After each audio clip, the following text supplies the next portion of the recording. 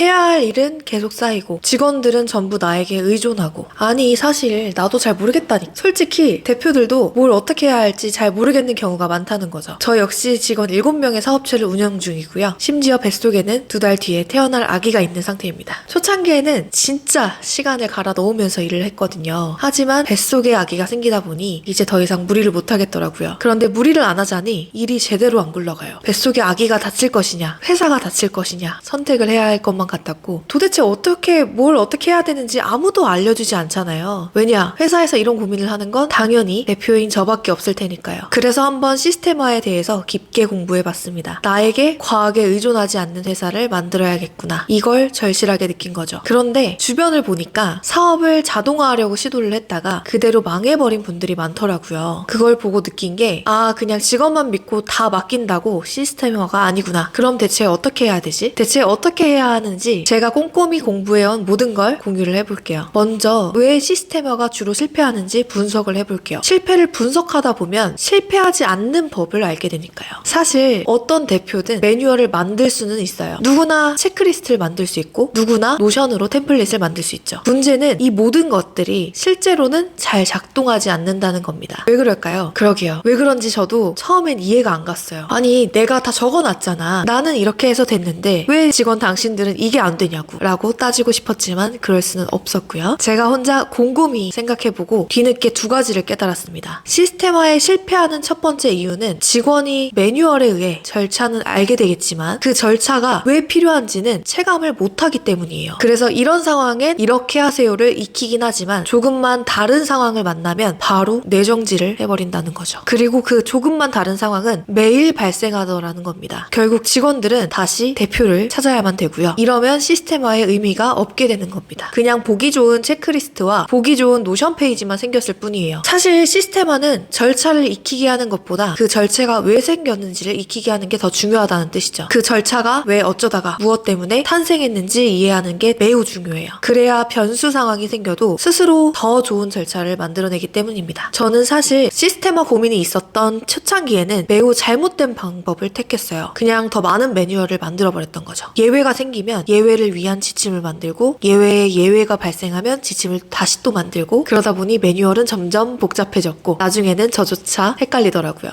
이럴 거면 그냥 내가 하는 게 낫지 라는 생각을 어느새 하고 있더라고요. 그런 생각을 하다가 결국 시스템화를 포기하는 대표님이 많잖아요. 직원은 느긋하게 의자에 앉아있다가 퇴근하는데 대표 혼자 실무를 빡세게 하는 이상한 상황이 발생하는 거죠. 아니 일은 내가 다 하는데 월급을 왜 줘야 되지? 그렇게 신경질을 부리게 되고 팀워크는 깨지고 직원들은 나가고 혼자 남고 혼자 일하고 혼자 고생하다가 혼자 외롭게 망하는 거죠. 근데 우리는 그렇게 되기 싫잖아요. 저도 그렇게 되기는 싫고요. 그래서 시스템 절차가 생기면 그게 왜 필요한지 직원들이 직접 겪어보게 만드는 과정이 필요하더라고요. 일단 그 절차 없이 일을 해보게 한 다음에 시스템이 없으면 얼마나 더 힘든지 겪어보게 한다든지 여러 가지 방법이 동원될 수 있겠죠. 이걸 깨닫고 나서 좀 시스템화가 재밌어지더라고요. 그래서 제가 생각을 더 해보다가 시스템화가 잘 작동하지 않는 2번째 이유를 깨달았습니다. 보통 시스템화가 실패하는 2번째 이유는 경영 환경이 너무 빠르게 변하기 때문입니다. 한 가지 시스템으로 계속 돈을 버는 회사는 그 어디에도 존재하지 않아요. 저번 달까지는 트렌디했던 우리 회사가 당장 다음 달부터 구식이 될 수도 있고요. 매출이 잘 나던 사업 모델이 AI로 대체돼서 망할 수도 있고요. 솔직히 세상이 뭐가 어떻게 돌아가고 있는 건지 우리 대표들도 혼란스럽잖아요. 직원들한테는 내가 똑똑하고 대단해 보일지 모르지만 사실 저도 잘 모르거든요. 이렇게 혼란스러운 세상에서 한번 시스템을 잘 만들었다고 그게 계속 먹힐 리가 없죠. 그래서 시스템을 만드는 시스템 또한 필요하더라고요. 이게 핵심이에요. 시스템뿐만 아니라 시스템을 만드는 시스템도 중요해요. 왜냐? 시스템을 계속 새로 만들어줘야 되니까요. 자, 그렇다면 구체적으로 그걸 어떻게 만드는데 이게 궁금하잖아요. 시스템을 만드는 시스템이라는 것은 거창한 기술이나 대단한 매뉴얼이 아니라 팀 전체가 경영자의 시선으로 생각하도록 만드는 겁니다. 예를 들어 이런 겁니다. 이런 문제가 생기면 누가 먼저 움직여야 하는가? 어떤 기준에 따라 우선순위를 정해야 하는가? 시스템을 바꿔야 하는 신호는 무엇인가? 사실 이런 건 경영자들이 하는 의사결정이죠. 근데 경영자의 역량을 모든 직원에게 심어야만 하더라고요. 그래야만 시스템을 만드는 시스템이 회사 내부에 생기더라는 겁니다. 그래서 대표는 모든 생각과 의사결정 과정을 기록하고 공유해야 해요. 내 머릿속에 있는 건 전부 직원들에게도 복제되어야 합니다. 정말 사소한 것까지도요. 결국 시스템화는 모든 실무자가 나 같은 사람들로 만드는 행위라는 거죠. 대표 대표가 없어도 돌아가게 하려면 모든 팀원을 다 대표처럼 만들어야 돼요. 뭔가 모호하고 어려운 말처럼 느껴지죠? 야, 그게 말이 쉽지 라는 생각이 들죠.